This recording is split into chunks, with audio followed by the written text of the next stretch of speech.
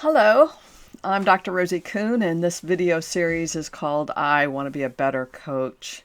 And the intention is for me to have you perhaps look at who you be and how you want to be as a coach or mom or teacher or, you know, Uber driver, whoever, whatever, that you want to have a better conversation with people, maybe a little bit more intimate or more transparent or more authentic, more present. So anywhere that you're being with people and you want to be more you, that's what this is about. And I want to be a better coach comes from my own experience of being a coach for 25 years, and over the years where I've needed to grow or expand, where it's like uncomfortable or where there's a way that I've been taught or the tools and techniques of coaching, and they just don't allow me the bandwidth to be present to my client in a way that may be more effective for me and for them. So I have three ideas today that I want to talk about. The first is in my coaching training, and I have a book called Fierce Compassion. It's an ebook on Amazon or wherever you get your ebooks. Fierce Compassion is basically the manual that I created for the foundations of what I teach and or believe are the foundations and principles of effective coaching. And one of those things is what I call the 4 questions. A real big, profound title. The 4 questions. And these 4 questions came out of my experience as a therapist and a spiritual guide and coach, where people would show up and they'd start talking and they would tell me their problems or they would tell me things. They would just start talking and it wasn't clear what they wanted. It wasn't clear. We think of coaching as being result oriented, and people say, here's what I'm going through. And I go, okay, what is it you're wanting? So question number 1 is actually, you want to get clear. I want to get clear with what my client is doing here. Why are they, spending the big bucks, if you will? Why are they hiring me? What is it they want? And if we don't get clear with what people want, then the rest of it is just a lot of talk. And eventually we get around to it. Here's an example. I was talking to a couple yesterday. I do some on occasion. I'll do couples coaching. And so the fella, I'll call him Harry. Harry says, hey, Marjorie and I, we realize that here's what's happening. I do this and she does that. And it's not a good idea. It doesn't work. What should we do different? I feel like I'm yelling. I hope I'm not yelling. But anyway, Harry was like, hey, here's what I do. Here's what she does. What should we do different so this doesn't happen? And I said, you're jumping the gun here. And he's like, what? We want some problem solving. We want you to give us the tools that we need or the ideas so that we can go ahead and fix that. And I go, yeah, no, that's jumping the gun in a sense. So that's what happens to a lot of people. They come in and they go, hey, here's the problem, or here's I want more money in my life, or I don't have enough of this, or just in a sense there's a complaint or what we see as a problem. And we make an assumption. I did this for years as a therapist. We make an assumption that what the person wants is to get well or to get sober or get love. But unless we ask the question, we really don't know. Making those assumptions doesn't work, truly, because you find yourself going round and round and round. I started working with a new client who's a coach, and she's growing her capacity to be a coach. So she's working with me and training with me to a degree. And so she's telling me about her conversations with clients. And they're just these long, extended conversations where nothing actually is going on, as she's saying, and the person isn't doing what there should be doing. She's saying, here, do this, take that, and I'll see you next week, kind of thing. And the person's not doing it. So these relationships that we have with people, whatever that is, and we go, well, this isn't really working. So what became obvious to me was we need to ask the question, what is it you want? And there's 4 questions. Number 1 is, what is it you want? What do you want is like, let's say this person, Meredith is the person who's training with me, and she says he wants A, B, and C. So I say to Meredith, what if you just said, what is it you want? And she goes, ah. That's what happens a lot of times, because quite often people do not know how to talk about what they want. They don't even know specifically. They will say, I know what I'm supposed to want. I know what I can want. Someone once said to me, I only want what I know I can have. And these are hard habits to break. So as a coach and a life coach, we got to ask the question, what is it you want? So in a sense, we're looking at, you can say it's a goal or whatever, but it's like, what do you want? Is most people want fulfillment. Another person I'm working with as a coach, supervision and that kind of stuff, she goes, there's success and there's fulfillment. I want fulfillment. She knows the difference. And it's like, what is that happens when you're in that state of fulfillment? And she can feel it in her heart, and there's a joyousness, and there's a playfulness, and there's a fun, versus success is a very linear, logical thing. And so we have these conversations. It's not an easy conversation to say, oh, I want fulfillment, and this is what that looks like. This can be a challenging conversation, as I was saying. Sometimes people don't know what that is. 99% of us don't know. I had an example in my own life is I have an opportunity and an invitation to go to Hawaii for a relative's celebration. And I don't know. Do I want to go? I don't know. I don't know. I want to go. I want to not go. I don't know. And these are hard conversations sometimes. It's not like, well, let me help you figure it out. What's the pros and cons? Well, what is it you're really wanting here? So there's a lot more here, obviously, than saying, I want to make $100,000 a year, and I want to be married next year. I want a house in the suburbs, or I want, whatever that is. It's like, I want this. It's like, what will you have when you have that? What will you have when you have that house? What's the quality of experience that you're wanting when you have that? And quite often I just happen to have my little magic wand here, and I'll say, okay, you have that in this moment. Right now you have what you say you want. What's that like for you? And they'll go, yeah, but no, I can't really have it. And, and they go back to what is their normal way of thinking and feeling. And I go, no, just for this moment, 3 minutes, waving my magic wand. What will you have when you have what you want? So I ask my client these questions, because we say, I want that red Tesla, or I want that house. It's like, what will you have? What is it that you're wanting by having that house, or the Tesla, or the partner? Whoops, sorry. What will you have? And that's what we're really wanting. And I learned this because it's not enough for people to say, here's the goal. My goal is $100,000 a year. Because there's so much stuff that gets in the way. Like, why isn't it happening? And it's like, because the goal isn't refined in terms of what is wanted truly at the heart's desire. So I won't belabor that anymore. But in your thinking, potentially, because you may not want to do anything about this, it's what is it you want? You're listening to these videos because you're wanting something. Maybe you just want to be entertained. Maybe you want to be inspired, and magically my magic wand taps you and you're all of a sudden, you got what you want. Maybe you want magic. Maybe you want, but you have to ask yourself those questions. What is it you really want? I want to make everybody happy, so that's more important than me making myself happy. Okay, great. Good to know.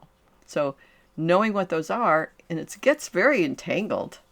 Like I said, I have an opportunity to go to Hawaii, and my ticket is paid for if I want to go. And it's like, wait, do I really want to go? So what do you want? That's what I call discernment. It's like sometimes it's not a hell yes or a hell no. I got to sit with it. Question number two is, what's in the way? So here's what I say I want. What's in the way? How come it's not happening? Well, not in terms of going to Hawaii. We'll say, let's say I want a house. Let's say I want a house up on the hill. What's in the way? It's like, well, do you know how much it's going to cost? It's going to cost a lot of money. I don't have that money. It's going to be too much noise. I don't know that I want that responsibility. So it's like, I want the house, and here's what's in the way. So if we don't ask that question, what's in the way, or what are the obstacles in the way, we don't get to see what the thinking is that's happening. So we're thinking partners. We're listening for how people think. Here's what I want. It's like, just tell me how to get, like I said with Harry and Harry's partner, it's like, hey, we got this problem. Just give me the answers. It's like, it doesn't work that way. So number two is asking the question, why? This is what you want. This is your heart's desire. What's in the way? And we have all these attitudes. We have these beliefs. We have these perceptions. We have, like, I've always been told this is the way it is. That gets in my way. It's like, excellent. So, by the way, one of my playlists here is called Becoming Inward Bound Boot Camp for Self-Transformation. So that's a free video series that talks about all of these things in terms of self-transformation. But this is part of that too, if you're wanting to see another set of videos that could be valuable in relation to these 4 questions and more. It's on that other playlist, Inward Bound Boot Camp for Self-Transformation. So back to question number 2. What's the obstacles? What's in the way? And this is not about, oh, there's not enough money. This is about perceptions. It could be there's not enough money, but there's also perceptions.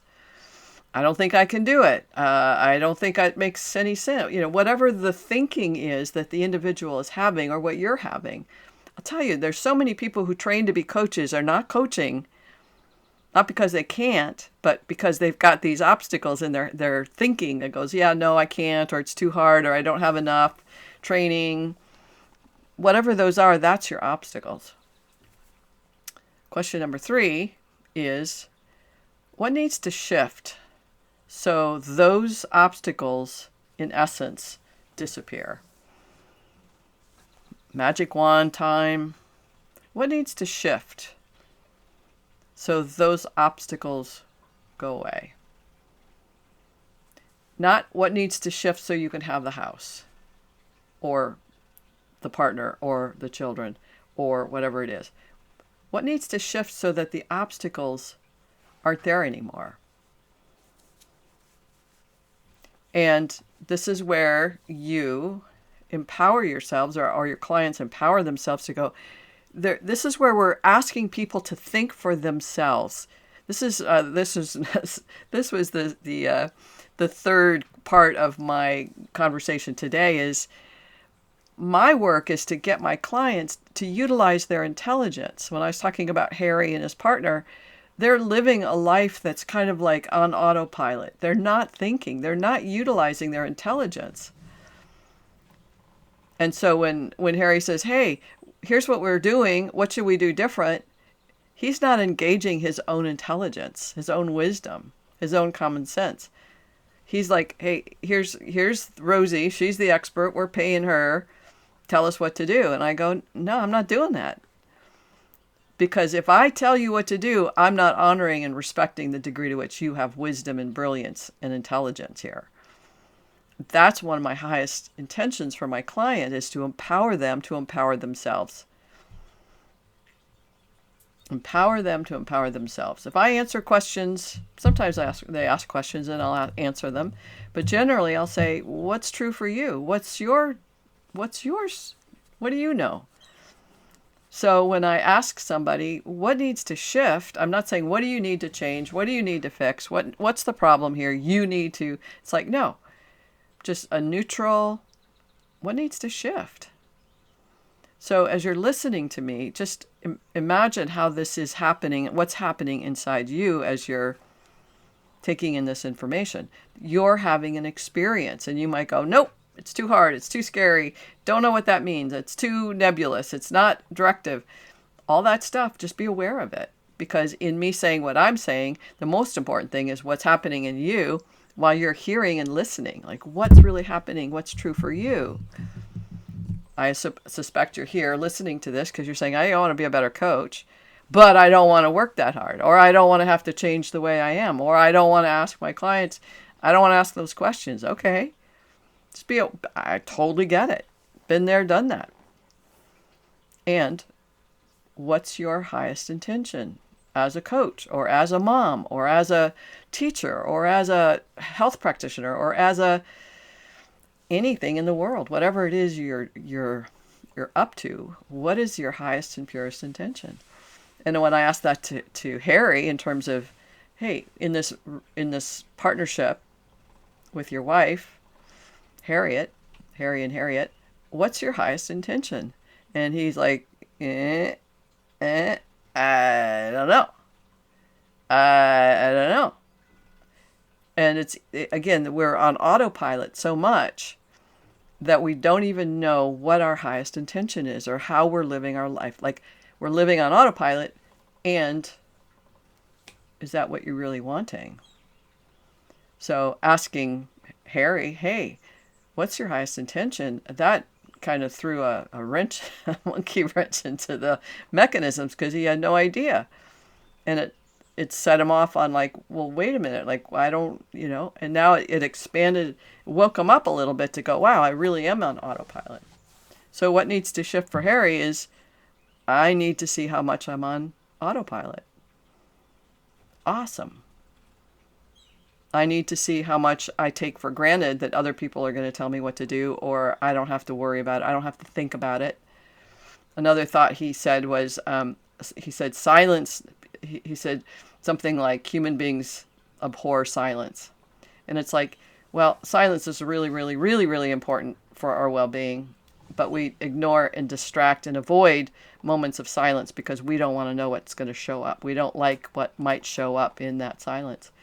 We don't like any uncertainty. We don't like anything. That's why we go on autopilot. So I get up, have my coffee, go to the bathroom, take a shower, brush my teeth, get in it. That autopilot means I don't have to get messy. This work with as a coach is messy. As a coach, it's messy. And engaging people in the work, it's messy for them too. And so we have to make it as effortless as possible for us and for them. And it's messy and it's hard work. Okay, what do you want? What's in the way? What needs to shift? And when I was talking to Melanie yesterday, who I'm supervising, I keep changing names because I'm making them up. And she's like, we're talking about how she can be a better coach and more effective. And she was saying, here's what needs to shift. And in that conversation of what needs to shift in order for these obstacles to go away, she was aware of the possibility of what she could practice, what she could do different as a practice, as an experiment. And that's question 4. What will you practice? Not what can you practice, not what would be helpful for you to practice, but what will you practice? So my questions are engaging individuals in their own experience of life, their own truth, their own wants, their own resistances and stuff, their own intelligence of what needs to shift. I know this needs to shift. If you ask a person about who has health problems and they're overweight and they're eating a lot of refined carbohydrates, they'll tell you they don't need a nutritionist to say, hey, you're eating some foods that are making you sick. They go, I know that. I just want you to get me off the hook in a sense. Tell me what to do so I don't have to utilize my own intelligence and my own accountability and my responsibility. Just, you know, and it never works. You can tell them. I wrote an article, a blog called "Why I Don't Tell People 5 reasons I don't tell people what to do," because 99% of the time they won't do it, and it's because we haven't gotten into this. Like, what do you want? I want to eat what I want to eat, and I don't want to feel sick. Okay, great. I get it. And just have authentic conversations. You might go, well, Rosie, that doesn't do any good. And I go, yes, it does, because it tells us I'm having an authentic conversation with a person who's being real with me. I don't want to change. I know what that's like. Do you know what it's like to not want to change? If we know what that's like and go, I totally get it. I want to eat hot dogs every day. I love hot dogs and potato chips. I want to eat that every day. I want cake and ice cream every day. And I'm being authentic and honest. And if I allow myself and give my clients the room and space to go, I want that every day, we can celebrate. This is what I want. This is what you want. This is what my clients want. Go, hell yes, I totally get it. Have complete compassion and empathy. Totally. And I don't want to feel sick. Totally get it. What's the truth? I get sick. Okay, great. What do you want? Like, what? Let's have a conversation about it. This is not an ABC. This is not transactional. This is conversation, being present and allowing people to be messy, allowing them to say, yes, I want this and I don't want that. And I don't want to change. And I don't want to get emotional. And I don't want to deal with my stuff from my childhood. Totally get it. And as we have that conversation and they feel safe to express who they are without me judging or trying to fix them when they're not in this moment ready, they go, wow, I can see how I want it all, and I can see how I'm resistant. I see how an obstacle to my well-being is I'm resistant. I don't want to do it. Okay, great. Okay. And that ability to be heard and seen and gotten, they begin to grow the capacity to maybe see it differently and open up to what could shift here is I could change my attitude and say, yeah, this isn't working. And I could shift that and I can practice just watching that, noticing it, and maybe not eating a hot dog every day. Okay, maybe. It's like, okay, great. To me, that's a celebration. And the point is, I'm just being with my client where they're at. We think this transactional. Okay, just like with Harry. Okay, here's the problem.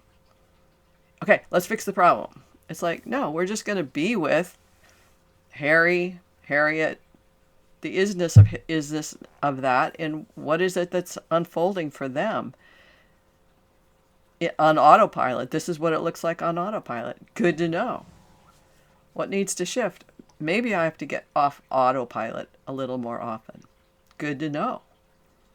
What might you practice so that you're off autopilot? Yeah, I don't know.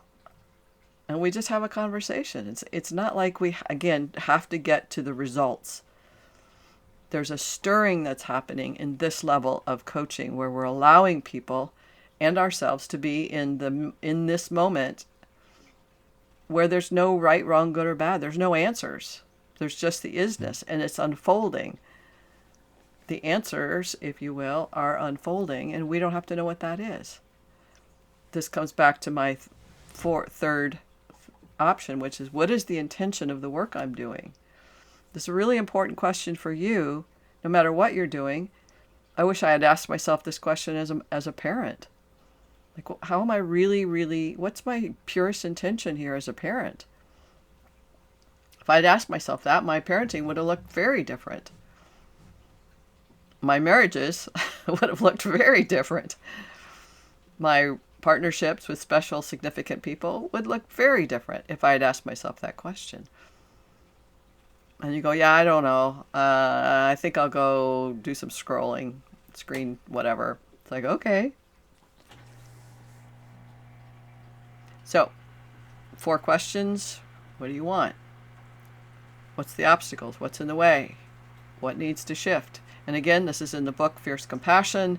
It's in anything. There's also the Becoming a Transformational Coach playlist, which is another set of videos here on YouTube.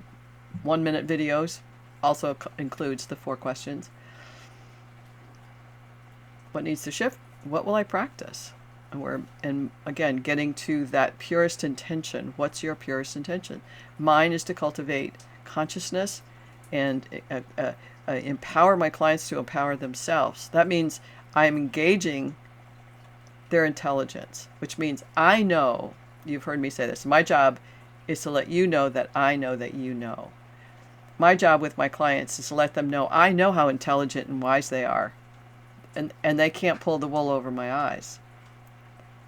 If they're coming, if you're coming, whoever's coming to see me, to work with me or train with me, I'm wasting your money if I'm not holding this space for you in a way that really honors and respects how wise and intelligent you are. So that's why I do what I do. That's why I present what I do here. I'm not giving you the fixing and here's how to be a better coach. I'm just saying, hey, here's what works for me. In conversation, not saying, hey, try this or try this or try this. It's like, no, you get to integrate that or not. You get to turn this off or engage any way you want to, because you can. And I really respect and honor that. So I'm going to leave it at that. Down below or in the descriptions, you'll find links to my email if you want to work with me, my books. There's a form there if you want to ask a question that you want me to answer specifically on this video series. All kinds of wonderful things. I also publish on Substack at rosiekoon.substack.com. So you can find me there too. All right. Big hugs. Whatever you're up to, I know it's big work. And blessings to you. Bye for now.